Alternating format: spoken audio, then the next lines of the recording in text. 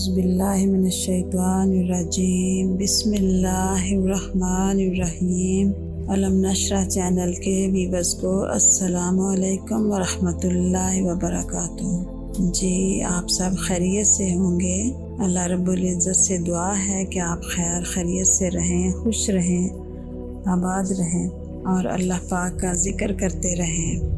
اللہ پاک آپ سب کو خوش رکھیں۔ تو آج کا ہمارا ٹاپک ہے ذی الحج کے تیسرے جمعۃ المبارک کا وظیفہ۔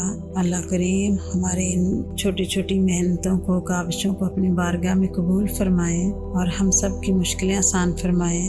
آج کل ہر کوئی پریشان ہے، گھروں میں ہزاروں پریشانیاں ہیں، مسائل ہیں، بہت سارے پرابلمز ہیں۔ اللہ کریم سے دلی دعا ہے کہ اللہ کریم ہم سب پہ رحم کریں اور ہماری سب مشکلوں کو آسانیوں میں بدل دیں۔ تو جاتے ہیں ہم وظیفے کی طرف۔ بہت چھوٹا اور بہت مجرب وظیفہ ہے۔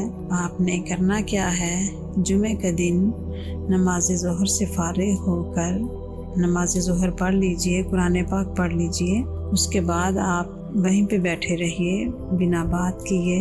آپ نے جو وظیفہ ہے وہ ہے یا وہاب یا اللہ یا رزاق یا اللہ، یا وہاب یا اللہ یا رزاق یا اللہ۔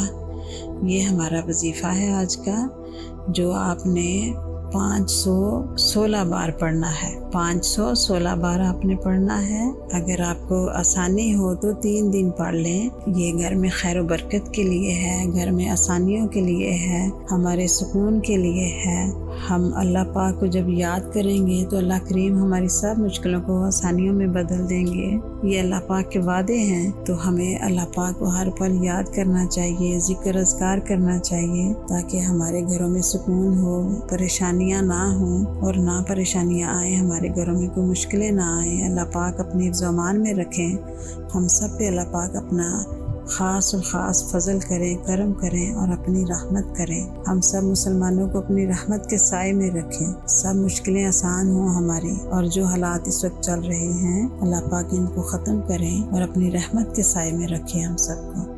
آپ سب اپنا بہت خیال رکھیے اور یہ وظیفہ کیجئے۔ کل سے شروع کر لیجئے، جمعے سے 3 دن کا کر لیجئے، چاہے 1 دن کا کر لیجئے۔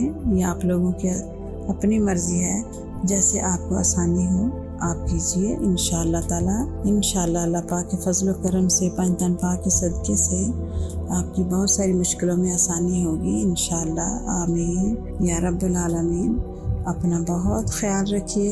اللہ پاک آپ کا حامی و ناصر ہو۔ اللہ حافظ۔